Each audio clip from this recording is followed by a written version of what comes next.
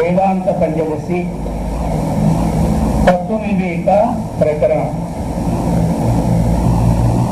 ఈ తత్వవివేక ప్రకరణంలో మనం ఇంతవరకు కూడా ప్రారంభం నుంచి ఈ విధమైన విషయాలు మనకు చెప్పారు. ఆ తర్వాత నిన్న మనం ప్రకృతి అంటే రెండు విధాలని చెప్పుకున్నాం. నిన్న మనం రెండు విధాలు 15వ శ్లోకంలో చెప్పినారు. ప్రకృతి అంటే ఏంటంటే సా ప్రకృతి ద్వివిధ అని చెప్పారన్నమాట. ప్రకృతి రెండు విధాలని చెప్పి 16వ శ్లోకంలో ఒకటి సత్వశుద్ధి, రెండవది అవిశుద్ధి. సత్వశుద్ధి అంటే శుద్ధ సత్వ ప్రధాన, అవిశుద్ధి అంటే మలిన సత్వ ప్రధాన అని చెప్పుకున్నాం. అది రెండనమాట. ఒకటి మాయ, ఒకటి అవిద్య. మరి మాయ అవిద్య రెండు, మలిన సత్వ ప్రధానంగా కలిగినటువంటిది అవిద్యా సంబంధంగా ఉన్నటువంటి జీవుడు, శుద్ధ సత్వ ప్రధానంగా ఉన్నటువంటి మాయతో కూడినటువంటి వారి ఈశ్వరుడిని నేను అతను సర్వజ్ఞుడు ఏమి మాయా బింబో వశీకృత్య తాను స్యాత్ సర్వజ్ఞ ఈశ్వర అని అనుకున్నాను. మాయా బింబ అంటే మాయ యందు ప్రతిఫలించినటువంటి చైతన్యముని మాయా బింబ. కాబట్టి ఆ మాయ యందు ప్రతిఫలించినటువంటి చైతన్యం మాయను వశం చేసుకుంటూ అంటే తన స్వాధీనం చేసుకుంటూ సర్వజ్ఞుడై ఈశ్వరుడై జగత్ సృష్టి నిర్మాణానికి కారణభూతుడు అయినాడు. అది ఇంకా రెండోది ఏమనుకున్నాం, అవిద్యావచగహస్తు అన్యః తద్వైచిత్ర్యాత్ అనేకధా సా కారణ శరీరం స్యాత్ ప్రాజ్ఞః తత్ప్రతిమానవాన్ అని ఇది వివరించుకోవడం జరిగింది. కాబట్టి సా కారణ శరీరం స్యాత్ అంటే దేని ఎందు ఇప్పుడు పడింది, మలిన తత్వ ప్రధానమైనటువంటి దాని ఎందు పడినటువంటి ఏ చైతన్యం అయితే ఉన్నదో.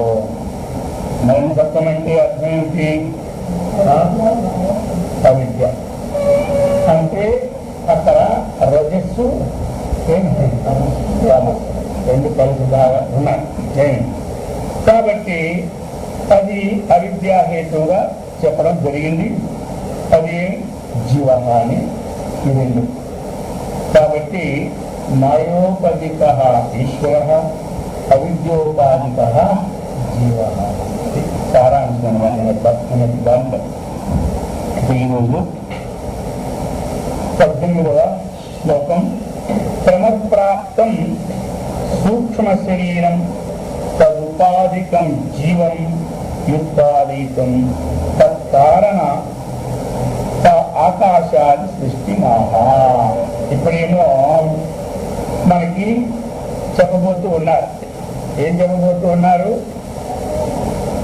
సృష్టి ఏ విధంగా మనకి ఇంతవరకు జీవుడు ఈశ్వరుడు అన్నటువంటి దాన్ని క్రమాన్ని చెప్పుకున్నాం. ఇప్పుడు ఇంకేం చెప్పుకోవాలి మనం ఇప్పుడంటే ఇవాళ చెప్పబోతున్నారు. ఈ రెండింటి అంటే క్రమప్రాప్తం సూక్ష్మ శరీరం తత్వోపాధికం జీవం యుక్తాదీతం తత్కారణ ఆకాశాది సృష్టి మహా. అయితే మరి ఇప్పుడు ఈ రెండు ఉన్నాయి. ఈ రెండింటి వల్ల పని ఎలా చేయాలి మరి? ఏమి అవిద్య ఎందుకు ప్రతిఫలించే జీవుడు అయిపోయాడు, మాయ ఎందుకు ప్రతిఫలించే ఈశ్వరుడు అయ్యాడు. ఈ రెండు అయితే మరి ఈ జీవుడు అనేది ఎందులో ప్రవేశించాలి? మరి ఆ ప్రవేశించడానికి ఏదో ఉండాలి కదా ఉపాధి. మరి ఆ ఉపాధిని సృష్టించాలి అంటే దానికి తగినటువంటి కార్యకారణ సంఘాతం అంతా పోయింది కదా. చాలా సంఘాతాన్ని ఈరోజు మనకి వివరించిపోతూ ఉన్నారు.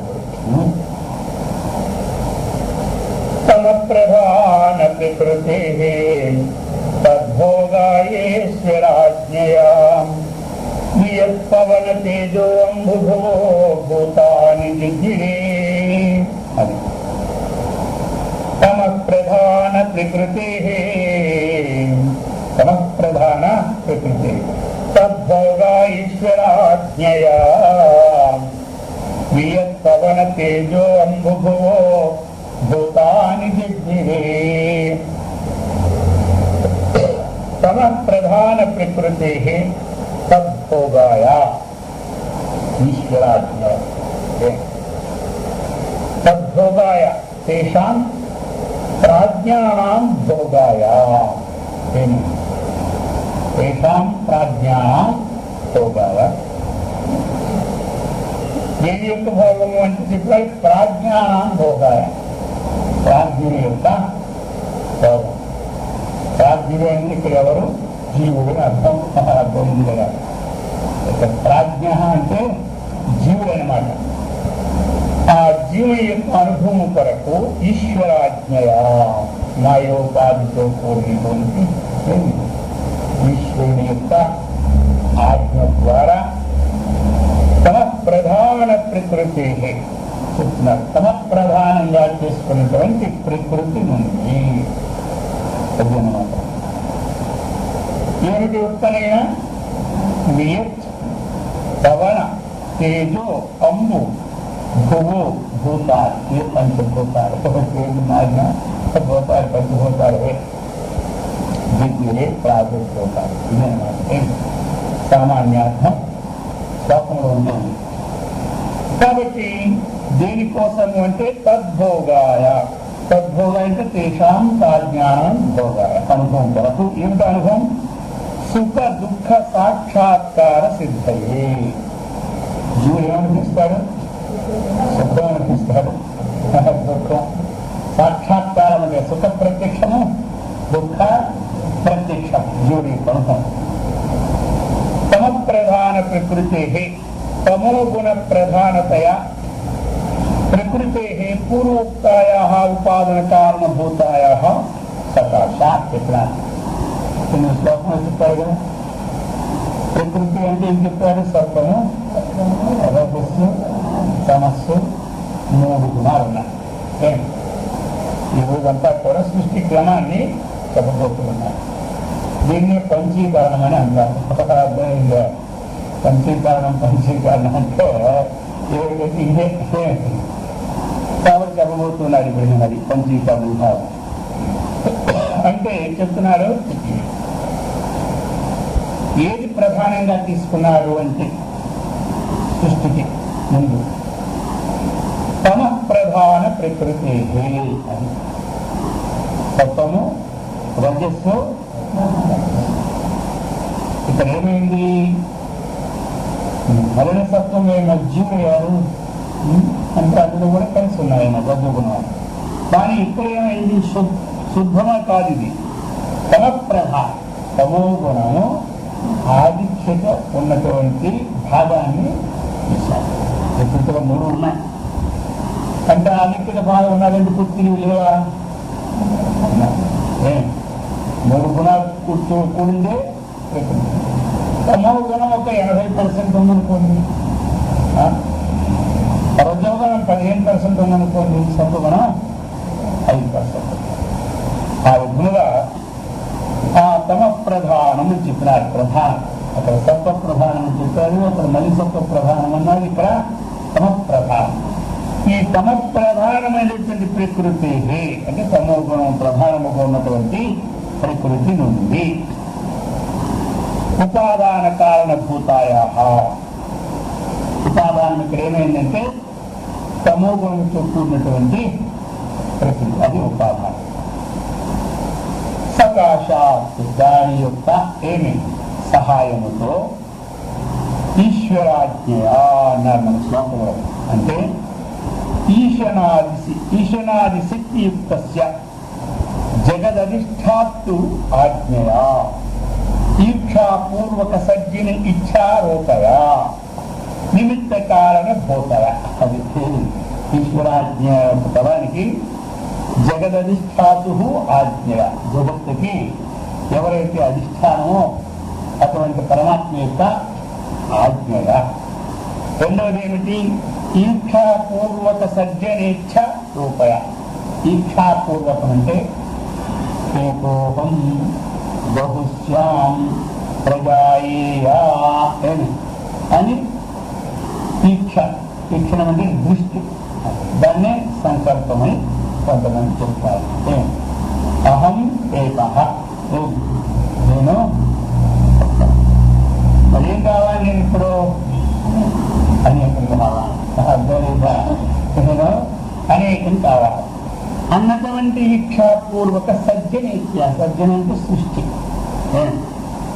ఆ సృష్టి యొక్క ఇచ్చే రూప, ఆ ఇచ్చి యొక్క భావంతో నిమిత్త కారణ భూతయా. ఏమి నిమిత్త కారణం ఎవరంటే ఉపాదాన కారణం కూడా మనం చెప్పుకున్నాం కదా. సృష్టికి ఎక్కడైనా ఏదైనా వస్తువులు మనం ఉత్పాదన చేయించుకోవాలన్నా అది చేయాలన్నా ఉపాదాన కారణం ఏదైనా ఉండాలి, నిమిత్త కారణం. ఇక్కడ అలా కాదు, రెండు అమలు. ఇక నిమిత్త కారణ భూతయ, నిమిత్త కారణ భూతయ దియదాని పృథివ్యాంతాని పంచభూతాన్ని జగ్గివి. ఎందుకు ఉంది కదా. వియత్ అంటే ఏమిటి? ఆకాశము. వియత్ అంటే పవనము అంటే పవన స్థితి అంటారు కదా. పవనం బంధించి చెప్తాడు పవన. తేజస్సు అంటే అగ్ని. అంబు అంటే జలము. భువ అంటే భూమి. మన మామూలుగా ఆకాశము, వాయువు, అగ్ని, జలము, పృథ్వీ అంటారు. అదే ఇక్కడ చెప్పారు. మొట్టమొదటి ఏం గుర్తించారంటే మన తైత్రీయ ఉపనిషత్తు కూడా మనకి అది చెప్తుంది. ఆత్మన ఆకాశ సంభూత. ఆత్మ నుంచి ఏం పుట్టింది? ఆకాశం. ఆకాశం నుంచి వాయువు, వాయువు నుంచి అగ్ని, అగ్ని నుండి జలం, జలం నుండి గంగం. ఇప్పుడు పంచభూతాల యొక్క ఉత్పత్తి తెలుసుకున్నామా మనం? పంచభూతాలు ఎట్లా పుట్టినాయి అంటే అప్పుడు ఏం చెప్తారు? అలా పుట్టే మహా తెలియదండి అంటారా? అందుకని పంచభూతాలు ఉత్పత్తికి ఎలా పుట్టాయి? జగ్గిరే. జగ్గిరే అంటే ఏమిటి? ప్రాదుర్భూతాని అథవా ఉత్పన్నాని. సామాని జజ్ఞిరే ఛందాగుంసి జజ్ఞిరే. ఎక్కడి నుంచి జజ్ఞం అంటే అర్థమైంది అక్కడ ఉత్పన్నమైన అర్థం. అర్థమైందా? రుచి సామ వేదాలన్నీ కూడా ఏమి ఉత్పన్నము అతని అయిన అర్థం. అది అందుకే ఇక్కడ జగ్గిరే భూతాన్ని జగ్గిరే అంటే పంచమహాభూతాన్ని వచ్చినాయి. ఎక్కడి నుంచి పుట్టారు చెప్పండి? వాయువు నుండి అగ్ని, అగ్ని నుండి జలము, జలము నుండి పృథ్వీ. తైత్రీయ ఉపనిషత్తు ఈ విధంగా మనకి ప్రమాణం అన్నారు. ఎక్కడ ప్రమాణం ఇది ఉందంటే తైత్రీయ ఉపనిషత్తులో ఈ ప్రమాణం మనకి ఉంది. కాబట్టి ఈ శ్లోకంలో మనకు వచ్చినటువంటి భావం ఏమిటి? అసలు 18వ శ్లోకం అంటే ఆ యొక్క తత్వరాజ్ఞయ అర్థమైంది కదా. ఎవరి తత్వరాజ్ఞ యొక్క పరమేశ్వరుని యొక్క ఆత్మ యొక్క పరబ్రహ్మ యొక్క ఆత్మ ద్వారా తమ ప్రధాన ప్రకృతితో కూడిన చైతన్యం ద్వారా పంచమహాభూతాలని సృష్టి జరుగుతున్నది. ఇది వాళ్ళ తాత్పర్యంగా ఇంత చెబుతున్నారు. భూత సృష్టి అభిదాయ భౌతిక సృష్టి అభిదాన కాదు జ్ఞానేంద్రియ సృష్టి మహా అవతారం అంటున్నారు. ఇప్పుడు భూత సృష్టిని చెప్పినారు. ఇక భౌతిక సృష్టి కోసం చెప్పబోతున్నారు. ఆ భౌతిక సృష్టిలో మొట్టమొదట జ్ఞానేంద్రియాన్ని గురించి చెప్తూ ఉన్నారు. అర్థమైందా? జ్ఞానేంద్రియాలు ఎలా ఉత్పన్నమైనవని చెప్పబోతూ ఉన్నారు. సత్వాం తైః పంచభిస్తేషాం ప్రమాదీంద్రియ పంచకం శ్రోత్ర త్వదక్షి రసనఘ్రాణాఖ్యముపజాయతే సత్వాం తైః పంచభిస్తేషాం ప్రమాదీంద్రియ పంచకం శ్రోత్ర త్వదక్షి రసనఘ్రాణాఖ్యం ఉపజాయతే.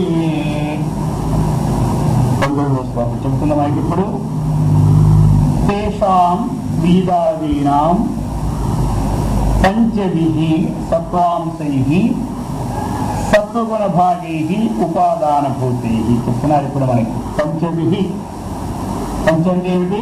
మా పంచమహా అర్థమైందా? ఇక్కడ మళ్ళీ మనం ఏం తీసుకోవాలి ఇప్పుడు? ఇప్పుడు ఆ పంచమహాభూతాలన్నీ ఉన్నాయి మనకి. దానిలో ఏమి ప్రకృతి మూడు కదా, ప్రకృతి మూడు సత్వం రజస్సు తమస్సు. ఇక అందులో తమోగుణము నుండి పుట్టించినారు ఏమి పంచమహాభూతాలు.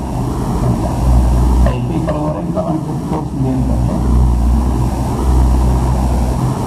ఈ పంచమహాభూతాల నుండి ఏం పుట్టినాయి అని చెప్తున్నారు.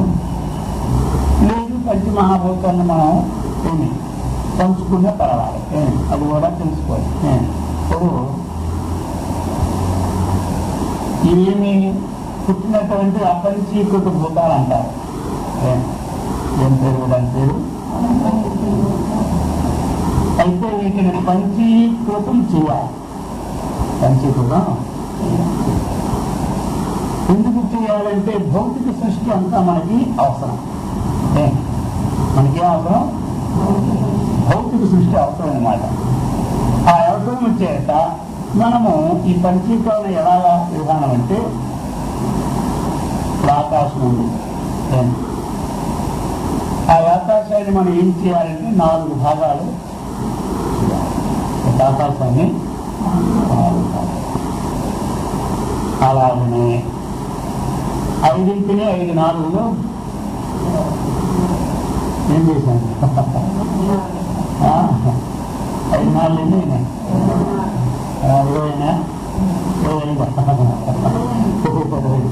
20 కాబట్టి చేశాను. ఇప్పుడు చూడండి, అంటే ఎలా చేయలేమంటే ఇప్పుడు మనం దాన్ని ఏమి అర్థభాగాలు 4 చేశారు అన్నమాట. అందుకని 20 వస్తుంది. ఆకాశం అనేది అర్థం అంతవరకు చేయాలి. ఏం చేయాలి?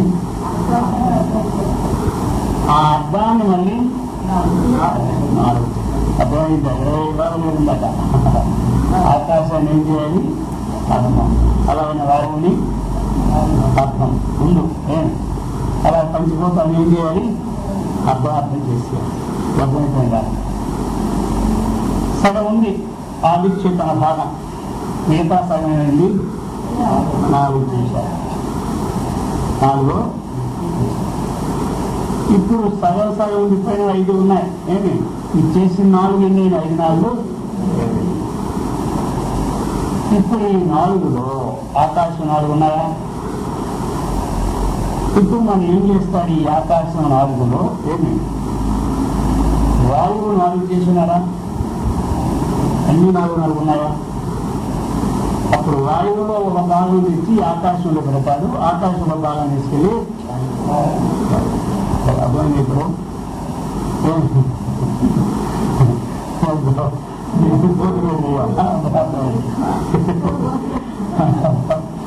అర్థమైంది కదా?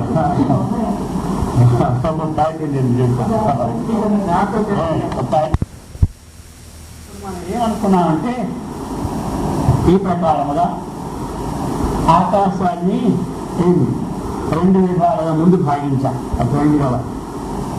తర్వాత ఏం చేసినాము? ఒక భాగాన్ని 4 భాగాలుగా చేసినాము. అలాగే వాయువుని 2 భాగాలు చేశాం. తర్వాత అర్థమైందా? ఆ తర్వాత ఏం చేసాం? మనం జలాన్ని 2 భాగాలుగా చేశాం. తర్వాత దాన్ని 4 భాగాలు. ఆ తర్వాత ఏమిటి? ఆకాశము, వాయువు, అగ్ని. అగ్ని తర్వాత జలం, జలం తర్వాత ఇలా 5ని ఏం చేసామంటే అర్థం చేసి మిగతా 4 భాగాలు చేసి ఒక్కొక్క దానికి యోజన చేశాం. అర్థమైందా? మళ్ళీ ఇది అందులో ఆకాశంలో ఉన్న భాగాన్ని తీసి వాయువులో పెట్టి, వాయువులో ఉన్న తీసి ఆకాశంలో పెట్టి ఇలా మనకిది పంచీకరణం అయింది. అయితే అంతవరకు చూడండి. ఇక ఉత్పాదన చూసుకోండి ఇక్కడి నుంచి. ఇప్పుడు మనకి ఈ యొక్క ఆకాశంలో ఏమి సత్వగుణము ఉంది, రజోగుణము ఉంది, తమోగుణము ఉంది. అయితే ఇప్పుడు చెప్పారు సత్వాంశై పంచభి. పంచభి అంటే పంచభూతముల యొక్క సత్వగుణ అంశము నుండి అనమాట. పంచభి అంటే తేషాం అంటే ఈవాదీనాం ఆకాశాది పంచమహాభూతానం ఆ 5 ద్వారా సత్వాంశై అంటే వాటి సాత్విక అంశము ద్వారా క్రమాత్తు ఇంద్రియ పంచకం. అదేనా ఏమర్థమైందంటే ఇప్పుడు ఏమి పంచమహాభూతాల నుండి పంచ జ్ఞానేంద్రియ ఉత్పన్నం చెబుతున్నారు. ఇప్పుడు చెప్పబోయే ఉన్నటువంటి శ్లోకములు ఏమిటంటే పంచమహాభూతాల నుండి పంచ జ్ఞానేంద్రియాల్ని చెబుతున్నారు. జ్ఞానేంద్రియాలు తెలుసు కదా, చెప్పుకునేది కదా. ఎక్కడున్నారు జ్ఞానేంద్రియాలు? మనకంటే పొదిగించి ఉన్నారా? జ్ఞానేంద్రియాలు ఎక్కడ చెప్పండి. మానవుడుకున్నారా లేకపోతే దేవతనుకున్నారా? అది జ్ఞానేంద్రియాలు మనకి ఏమిటి చెప్పాలి కదా.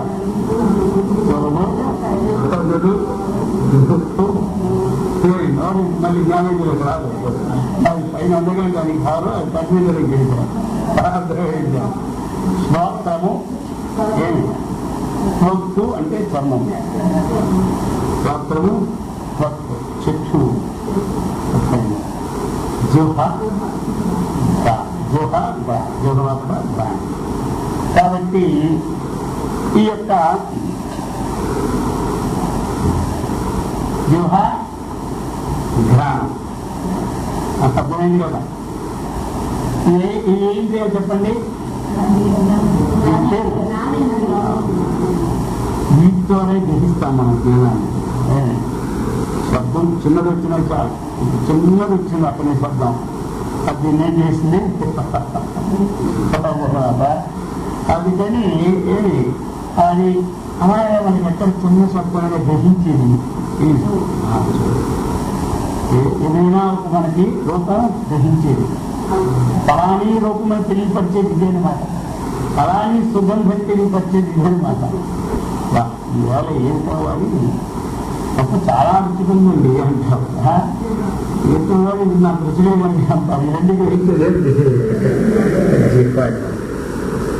మరి మనకి ఇటు ఇక్కడ చల్లగా తెలియదు. అయితే దీన్ని గ్రహించలేవు. స్పర్శేది దీన్ని గ్రహించేది. అందుకని ఈ 5కి ఏం పేరు? ఎక్కడ మీరు ఇండియాలోకి వెళ్ళినా ఇంతే, ఇక్కడ రష్యాలోకి వెళ్ళినా ఇంతే, మొత్తమే అమెరికాలోకి వెళ్ళినా ఇంతే. ఈ జ్ఞానేంద్రియాలకి మార్పు లేదు. ఎందుకంటే భౌతిక సృష్టి 14 భువనాల్లో ఒక్కటే. ఇప్పుడు ఆ జ్ఞానేంద్రియాలు 3 గుణాల్లో ఏ గుణము నుంచి ఉత్పన్నమైనవి తెలుసుకోవాలి. ఈ 19 శ్లోకాలు మనం చెప్పినటువంటిది ఏంటంటే ఏ గుణము నుంచి ఉత్పన్నమై సత్వగుణమా, రజోగుణమా, తమో గుణమా అని ప్రశ్న. అర్థమైందా? అంటే ఇప్పుడు చెప్తున్నారు సత్వాంశై ఏమిటి, ఇంకా ఏమిటది మనకి? ఇది వ్యష్టి అనమాట. వ్యష్టి అంటే ఏమిటి? ఒక్కొక్కటి. సమిష్టి అంటే ఏమిటి? అన్ని. వ్యష్టి అంటే ఇప్పుడు ఆకాశం ఉంది. ఆకాశము నుండి ఏ ఇంద్రియం పుట్టినది? అర్థమైందా? అది మన గుణం అది గుణం. ఇంద్రియం. ఇప్పుడు ఆకాశం నుండి ఏం పుట్టింది అంటే త్వగేంద్రియం. ఇది శ్రోత్రేంద్రియం. అర్థమైందా? ఆకాశం ఏం పుట్టింది? శ్రోత్రేంద్రియం. ఆకాశం నుండి పుట్టింది ఏమిటి మనకి? శ్రోత్రేంద్రియం. అర్థమైందా? ఆకాశం తర్వాత ఏమిటి? ఆ పని ఇచ్చాడనమాట ఇక్కడ. అది క్రమం శ్లోకంలో. వాయువు నుండి త్వగేంద్రియం పుట్టింది అంటే ఏమిటి? ఆకాశంలో సత్వగుణము నుండి మనకి శ్రోత్రేంద్రియం పుట్టింది. ఆకాశంలో 3 గుణాలు ఉన్నాయి. సత్వము ఉంది, రజస్సు ఉంది, తమస్సు ఉంది. ఆ ఆకాశములో సాత్వికాంశమును పెట్టి అంటే సత్వగుణము నుండి, ఆకాశము యొక్క సత్వగుణము నుండి పుట్టినటువంటి ఇంద్రియం చెప్పండి. ఇప్పుడు శ్రోత్రేంద్రియం. అది పోయింది కదా. ఆకాశంతో ఏం చెప్పండి? ఆలయం కావాలి. ఆకాశాత్ వాయు. ఆ క్రమం నేర్చుకోండి. ఇప్పుడు వాయువు యొక్క సత్వగుణ అంశము నుండి ఏం పుట్టిందంటే త్వగేంద్రియం పుట్టింది. అర్థమైందా? ఇప్పుడు త్వగేంద్రియం అంటే తెలుసు కదా, చర్మం. అది ఇప్పుడు రెండు తెలిసిపోయాయి. వాయువు తర్వాత ఏంటి లైన్లో? వాయువు అగ్ని. పంచభూతాలు క్రమం ఇదనమాట. అగ్ని నుండి అంటే అగ్ని యొక్క సాత్వికాంశము నుండి ఏ ఇంద్రియం పుట్టింది? ఏమిటిది? శిక్షణింది. ఈ జ్ఞాపకం ఎలా పుట్టిందంటే ఏం చెప్పాలి మరి? ఈ జ్ఞాపకం ఎలా పుట్టిందంటే ఏం చెప్పాలి? మనకి అగ్ని పంచభూతాల్లో ఒకటి. ఏమి? అగ్ని. ఆ అగ్ని యొక్క సాత్వికాంశము నుండి పుట్టింది చెప్పిందా? అగ్ని నుండి పంచభూతాలు అగ్ని నుంచి ఏం పుట్టింది? ఆక్రమం మళ్ళీ జలం. అది ఆ లైన్ కావాలి, ఈ లైన్ సరిపోదు. అప్పుడు అది జలం. ఆ జలము యొక్క ఏమి? సాత్వికాంశము నుండి రసనేంద్రియం. రసనేంద్రియం కూడా మనకి అది. లేకపోతే ఇంకేమనుకోవాలి? దాన్ని జిహ్వేంద్రియం కూడా అనుకోవచ్చు. జూహ ధ్యానం ఉండే తర్వాత జిహ్వేంద్రియం అనండి, రసనేంద్రియం అనండి. ఏమి లాస్ట్కి ఏమి మిగిలింది? భూమి. ఆ భూమి యొక్క సాత్వికాంశము నుండి పుట్టినటువంటిదే ఏమి? జ్ఞానేంద్రియం. జ్ఞానేంద్రియం అంటే ఏంటి? నొప్పు. ఇప్పుడు మీకు అర్థమైంది కదా. ఇప్పుడు ఈ 5 ఇంద్రియాలు ఈ శ్లోకంలో చెప్పింది ఇంతే అనమాట. ఉపజాయతే అంటే పుట్టినది. ఒక్కొక్క ఇంద్రియం నుంచి ఒక్కొక్కటి పుట్టుతున్నది. ఎందుకంటే మరి ఒక్కొక్కటి చెప్పారు కదా, అందుకని ఒక జాయితీ అన్నారు. ఉపజాయితీ ఎందుకంటే ఒక్కొక్క పంచభూతము నుండి ఒక్కొక్క ఇంద్రియం పుట్టినది. ఇప్పుడు మనకి ఎంతవరకు ఈ శ్లోకంలో నేర్చుకున్న విభాగం ఏంటి అంటే శాస్త్రం పంచమహాభూతముల యొక్క ఒక్కొక్క దాని సాత్వికాంశము నుండి పుట్టినటువంటి జ్ఞానేంద్రియములు. సృష్టి యొక్క గురించి తెలుసుకుంటున్నాం అన్నమాట. ఇప్పుడు మనం అర్థమైందా? అది జ్ఞానేంద్రియం తెలుసుకున్నాం మనం. తరువాత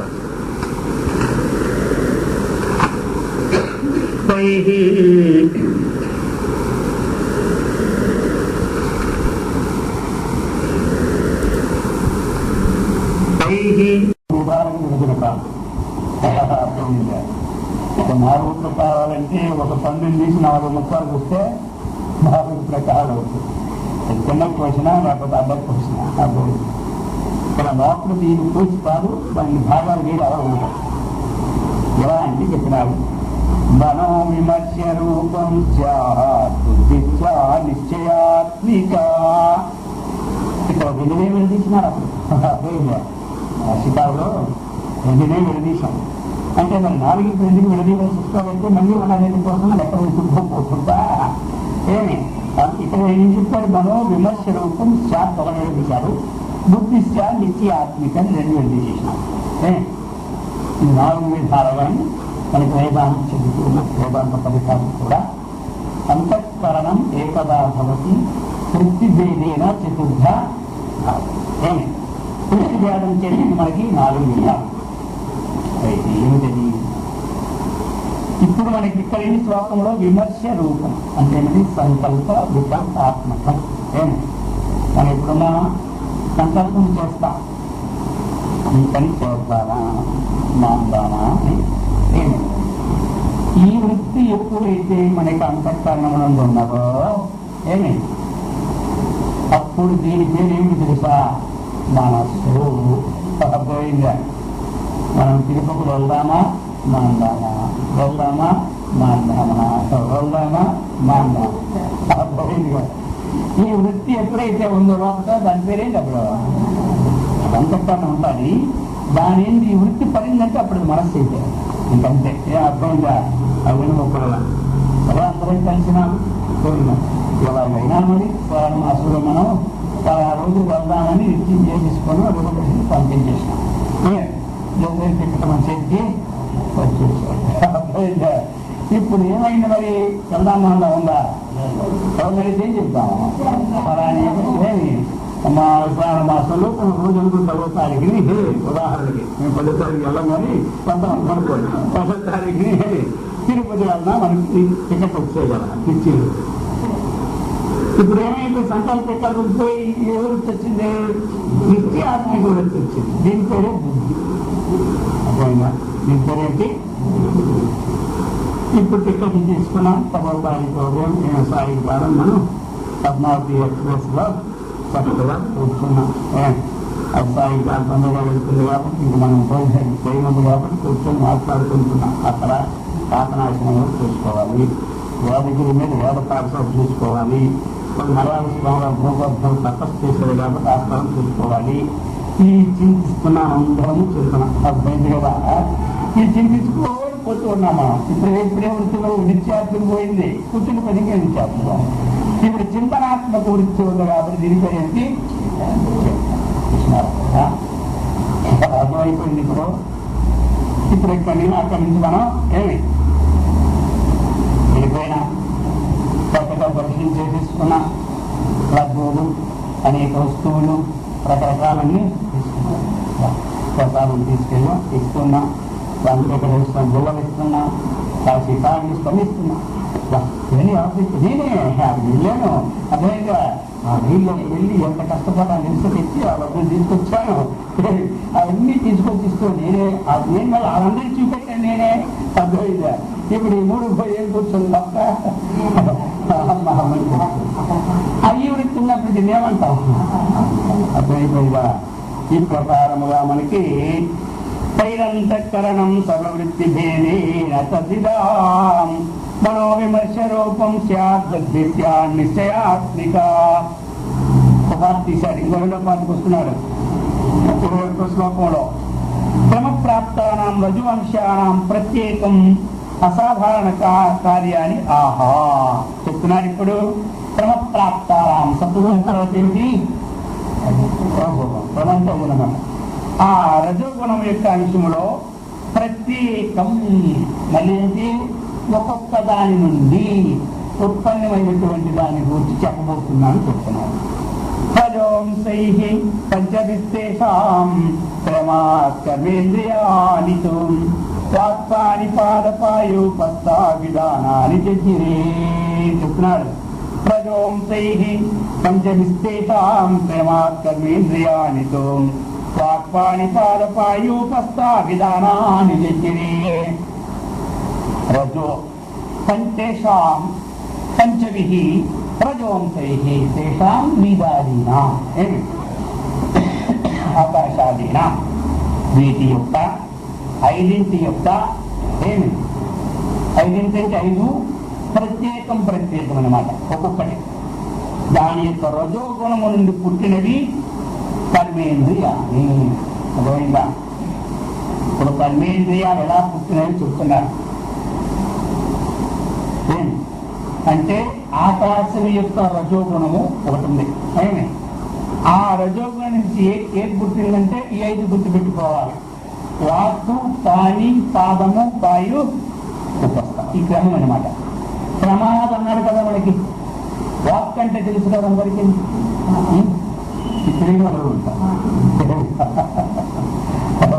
కాబట్టి ఈ వాక్ ఎక్కడి నుంచి పుట్టింది? ఆకాశం యొక్క రజోగుణము నుండి ఏం పుట్టింది? వాక్. అది అనమాట. అర్థమైపోయిందా? అక్కడ ఆకాశం గుర్తుపెట్టుకోవాలి. ఆకాశం తర్వాత ఏమిటి? వాయువు. అది మరి గుర్తుపెట్టుకోవాలన్నమాట. కాబట్టి వాయువు యొక్క రజోగుణం నుండి చేతులు పుట్టాయి. కానీ అంటే ఇప్పుడు ఏం చెప్పాను చెప్పండి? వాయువు యొక్క రజోగుణం నుండి చేతులు. అది ఇప్పుడు చెప్పిన మాట కదా, చెప్పి. సరే, తర్వాత వాయువు తర్వాత ఏమిటి? అగ్ని. ఇప్పుడు ఇంకా క్రమం గుర్తొచ్చి అందుకు అడుగుతున్నా. అందుకు ఒకే చెప్పేదాన్ని ఒక మాత్రం. అగ్ని యొక్క రజోగుణం నుంచి పాదం పుట్టింది. ఏం పుట్టింది? దేనండి? అది అగ్ని యొక్క రజోగుణం నుండి పాదం పుట్టింది. అగ్ని తర్వాత పంచభూతాలు ఏమి చెప్పండి? అది అనమాట. అందుకే వాళ్ళు చూసాక చదివిపోవాలి. జలము యొక్క రజోగుణము నుండి ఏం పుట్టిందంటే చెప్తున్నారు ఇక్కడ. అయితే ఇక్కడ ఏమిటంటే అట్టేజీని తీసుకోవాలి. ఇది అటు అటు రాసక్రమంలో ఉపస్థం తీసుకోవాలి మొట్టమొదట, ఆ తర్వాత పాయం తీసుకోవాలి. అందుకని ఇది ఒకటి అట్టేజీని తిప్పాలి. కాబట్టి ఉపస్థం తీసుకోవాలి. ఉపస్థేంది వాయువు ఉపస్థం. ఇక్కడ మనకి ఏమిటి వచ్చింది? పైన ఇప్పుడు జలం కదా. ఆ జలము యొక్క రజోగుణము నుండి మనకి ఉపస్థేంద్రియము అంటే మూత్ర విసర్జన చేసినటువంటిది ఇంది పుట్టింది. అది అన్నమాట. ఇక ఇంకేముంది మనకి ఇప్పుడు చివరికి?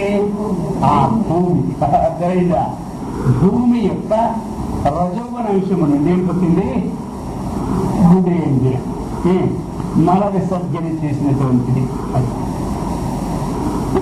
అది అనమాట. ఇక్కడ ఎందుకంటే ఈ లోపం ఇలా ఏమి సింధుబద్ధమైన లోపం చేత కానీ పొందవలసిన లోపం చేత ఇప్పుడు పరచు. ఒకసారి ఛందస్సు కుదరకపోయినా ఈ అక్షరాలకు ఆయనకు కలవడానికి అవకాశం ఉంటుంది. అది అనమాట. అందుకని ఇది అనమాట. ఈ ప్రకారంగా మనకి ఇప్పుడు రజో ఏంటంటే ఆకాశాది పంచభూతముల యొక్క వేరే వేరేగా, అర్థమైందా? వేరే వేరేగా అంటే ఒక్కదాన్ని రజోగుణం నుండి పుట్టినవి ఏం పుట్టాయి? మొత్తం సమిష్టిగా చెప్పాలంటే ఇవన్నీ కర్మేంద్రియాలు. ఏమి ముందు చెప్పినవి? జ్ఞానేంద్రియాలు. ఆ జ్ఞానేంద్రియ తర్వాత చెప్పింది అంతఃకరణం. అర్థమైందా? ఇప్పుడు ఏం చెప్పాడు? కర్మేంద్రియాలు. ఇప్పుడు వీటి యొక్క సమిష్టి చెప్పబోతున్నారు. రజో అంశానామేవం సాధారణం కార్యమాహ. ఇంతకుముందు చెప్పిన అసాధారణ కార్యాలు, ఇప్పుడు చెప్పింది సాధారణ కార్యం. ఏంటా సాధారణ కార్యము? తైః సర్వైః సహితైః ప్రాణో వృత్తిభేదాచ్చ పంచదా ప్రాణోపాన సమానశ్చోదాన వ్యానౌ చ తే పునః. ఇప్పుడు ఏం చెప్తున్నారు అంటే తైః సర్వైః సహితైః. సర్వైః సహితైః. తైః పంచమహాభూతైః. ఈ సర్వైః ఆ ఐదుంటిని సహితైః కూడి ఏకత్ర. అంటే పంచమహాభూతముల యొక్క సమష్టి. ఇప్పుడు ఇందాకేం చెప్పాము? ఇప్పుడేం చెప్పుకుంటున్నాము? సమష్టి. సమష్టి రజోగుణ అంశం నుండి పుట్టినది ఏమిటి అంటే ప్రాణ. ఏం పుట్టింది? ఆ ప్రాణం ఇప్పుడు చెప్తున్నారు. వృత్తిభేదేన వృత్తిభేదాత్తు స ప్రాణ పంచదా. ఇందాక మనం చెప్పుకున్నాం కదా, వృత్తిభేదేన అంతఃకరణం ఎన్ని? రజోగుణం సమిష్టి పుట్టినటువంటిది ఇది వృత్తిభేదం చేతులని చెప్తున్నాను. ఇప్పుడు పంచద. పంచద అని చెప్తున్నాను. ఏమిటా పంచ? ప్రాణ, అపాన, సమాన, ఉదాన, వ్యాన. ఇప్పుడు మనకి చెప్తూ ఉన్నారనమాట 5. ఒకటి ప్రాణవాయు,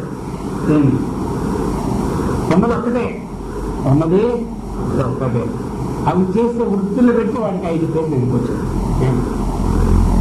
ఇప్పుడు ప్రాణము అది చేసే పని ఏమిటి అంటే శ్వాస నిశ్వాస రూపమైనటువంటి పని చేస్తూ ఉంటుంది. అది ప్రాణవాయు. ఇప్పుడు కూడా మనకి ఎక్కడ స్థానం అంటే హృదయం నందు ఉంటుంది. హృదయం నుండి ఈ పని చేస్తుంటారు ఎప్పుడు కూడా. వాయువు మనకి రావడము, పోవడము, వేసుకోవడం, వదులుకోవడం, ఇది దాని పని. అతానం బుద్ధి అతాన గురస్థానంలో ఏముంటుంది? అతానం ఉంటుంది. అది ఆ నరమూత్రాలని మనకి ఏదైతే వేస్టో అది బయటికి పంపించేస్తుంది. అది పంపకపోయినా మళ్ళీ మంచిగా పోయిపోవడం, అరగకపోవడం, పొలడు తెలుగు రావడం ఒకటే రెండో వస్తుంది. దాని నుంచి మొత్తం నరదోషం పోవాలి, అదే మనకు పోవాలి. సరే, అపాన వాయువు అవుతుందా? ఈ ఉదాహరణ వాయువు ఏం చేస్తుందంటే ఈ కంఠం కొన్ని పైకి కింద కొట్టి ఉంటాయి, కొన్ని పైకి కొట్టి ఉంటాయి అన్నమాట. మరి ఈ పై పెద్ద తుమ్ములు వచ్చేస్తుంటే చూసినారా? ఈ తుమ్ములు రావడము, ఈ పొరల తేలి పొలని అది కెమికల్ కొద్దిగా పైకి పంపించేస్తుంది అన్నమాట. ఈ ఉదాహరణ అది ఇక్కడ ఉంటుంది అనమాట. మనకి అంతే ఉదాహరణ. నువ్వు అయిపోయినా ప్రాణము, అపానము, ధ్యానం. ప్రాణ ప్రాణ ఉదా అది 3 ఇంకేముంది మనకి? సమానము, ధ్యానం. అది అన్నమాట. సమానంగా ఏం చేస్తుందంటే అది నాభ్యం ఉంటుంది. సమానం నాభి తీసేస్తా. అది ఏం చేస్తుంది? పూర్తిగా అపాన వాయువును ప్రాణవాయువుకి కంజంక్షన్ గా ఉంటుంది అనమాట. ఏమి పూర్తిగా వచ్చేసింది అపాన వాయువు పోయింది మనకొని. పూర్తిగా ఇస్తే ప్రాణరూపం సమృద్ధ పైతో నిలిపోతుంది. అది రెండుకి లైన్కి అలా పెట్టడం ఉంటుంది అనమాట. అది కనెక్షన్. అది కిందకి పూర్తి పనులు, పైకి పనులు కూడా మధ్య పనులు చేసుకుంటుంది.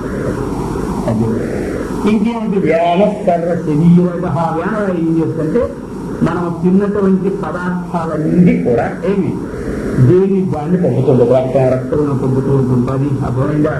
మధ్య మధ్యలోనే మూడులోనూ ఎముక శక్తులను అన్ని కూడా అంతటా వ్యాపించి అన్నిటికి సప్త ధాతువుల్ని పంపుతూ ఉంటుంటారు.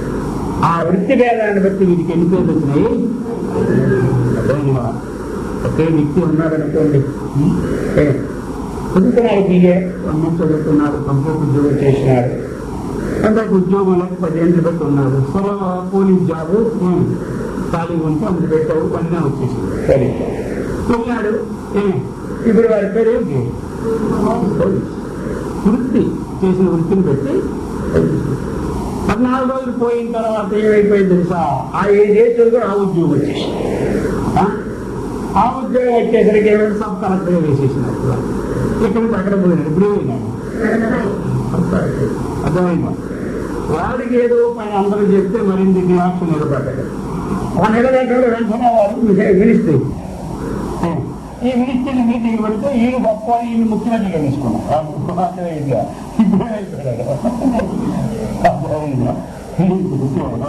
వృత్తిదారు పెట్టి ఈ పేరు అర్థమైంది కదా.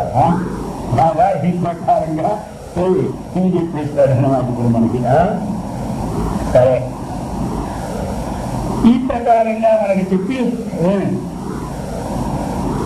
ఇంకా కూడా మనం ఏంటంటే ఏమి ఇదిలో 5 దేవతలు ఇవ్వలేదు అనుకోండి, ఇక్కడితో ఇస్తుంటానమాట. ఒక దిక్కాలో అన్నమాట. ఇప్పుడు మనకి ఎలా అంటే శ్రోత్రేయం ఉంటుంది, మనకుంది శ్రోత్రేంద్రియం ఉంది. మరి శ్రోత్రేంద్రియం యొక్క ఏ విషయం కాదు? శ్రోత్రేంద్రియము విషయాలున్నాయి కదా. విషయాలంటే ఏంటది? తన్మాత్రలన్నా విషయాలన్నా ఒక్కటే. తన్మాత్రలన్నా విషయాలన్నా ఒక్కటే. శ్రోత్రేంద్రియం ఉంది, ఉందా లేదా? అది ఏ విషయం అంటే బాగుంది?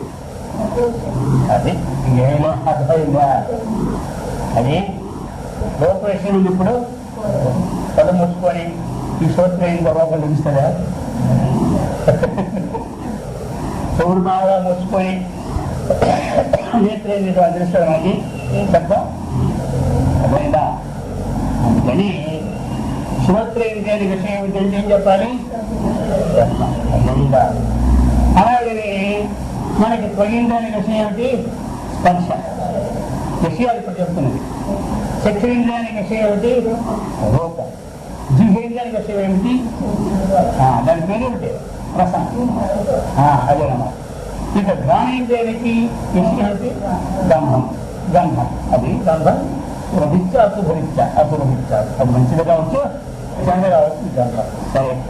ఇంకా వీటికి మంచీకరణలో చెప్పుకొస్తారనమాట. ఇంకా ఈ ఇంద్రియాలకి ముఖ్యంగా అధిదేవతలు ఉంటారు. ఇంద్రియాలకి అధిదేవతలు ఉంటారు.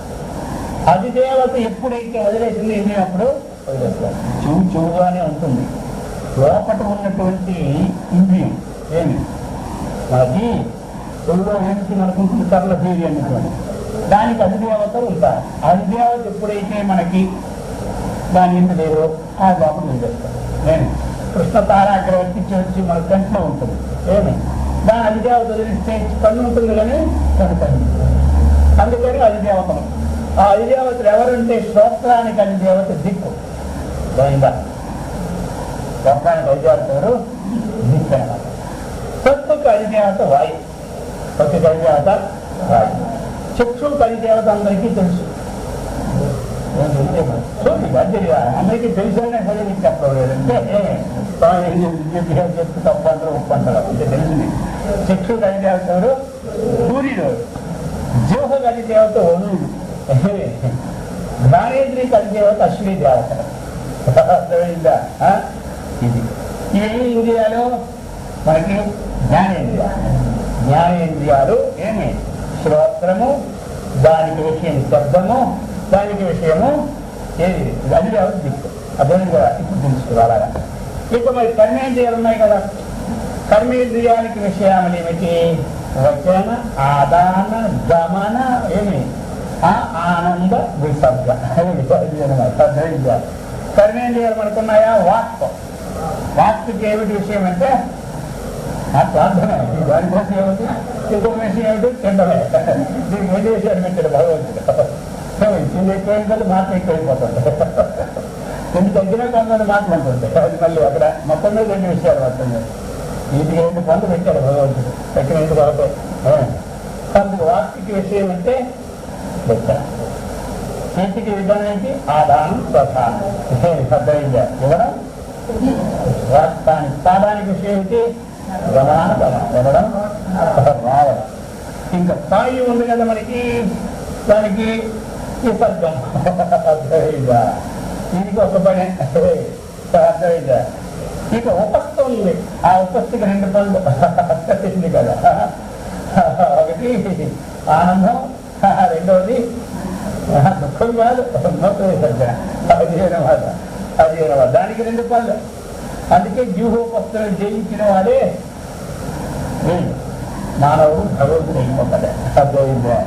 వ్యూహ ప్లస్ ఒక పీరియడ్కి 2 పనులు ఉన్నాయి. మిగతానికి మరి వీటికి ఎవరు అధిదేవతలు? వాక్కి అగ్నిదేవతలు అధిదేవత. అర్థమైందా? వాగ్దానికి ఎవరు దేవత? అగ్ని. చేతులకి ఇంద్రుడు. అర్థమైందా? చేతులకి ఎవరు? పాదానికి ఉపేంద్రుడు. అర్థమైందా? పాదానికి. ఇక స్థాయువుకి యముడు. ఇక విసర్గకి ఎవరంటే ఉపస్థకి ప్రజాపతి. ఇది అన్నమాట.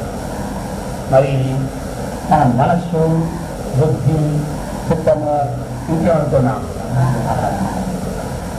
మనస్సుకి ఏమిటి విషయమో ఇప్పుడు చెప్పుకున్నాం కదా. అంతేందుకు చెప్పుకోవడం గంటైనా బాగుంది. సంకల్పము, వికల్పం అంతే కదా. దానికి విషయం ఏంటి? మనస్సుకి ఏంటి? సంకల్పము. బుద్ధికి ఏంటి విషయము? ఇప్పుడు అనుకున్నా ఇక్కడ వెళ్ళి వెళ్ళి తీసుకున్నాను. ఇప్పుడు కూడా మర్చిపోతారు. నిశ్చయం. అర్థమైందా? ఈ రోజే కదా విన్నా స్వామి అంటారు. పర్వాలేదండి. చిత్తానికి విషయం ఏంటి? చింతన. ఆ చింతన గురించి వెళ్ళిపోస్తారు. ఈ అహంకారానికి విషయం ఏంటి? గర్వం. ఈ విషయ సరే. ఇక ఏమి మనస్సుకి అధిదేవత ఎవరంటే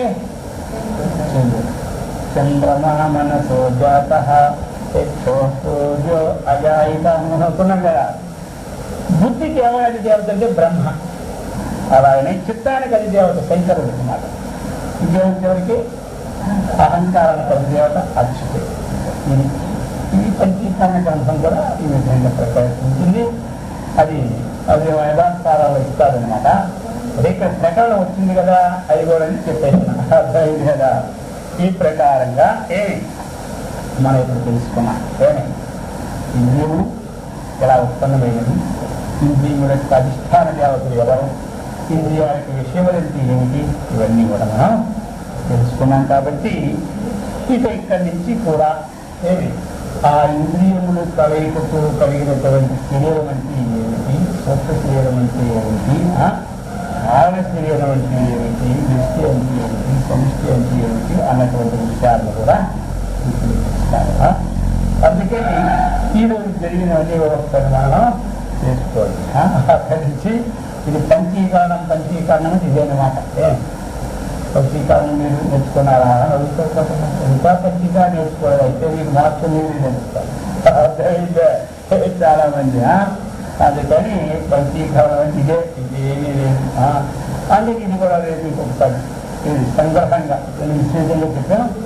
రేపు నేను ఉపోద్ఘాపన సంగ్రహంగా చెప్పి ముందుకి వెళ్తాను. కాబట్టి ఆ విధంగా సత్పరిష్టం భగవద్భక్తిని ఆత్మవిజ్ఞాన సంపత్తిని ఆ గురుదేవుడు శ్రీకృష్ణ పరమాత్మ ఎత్తి కదా రక్షించు.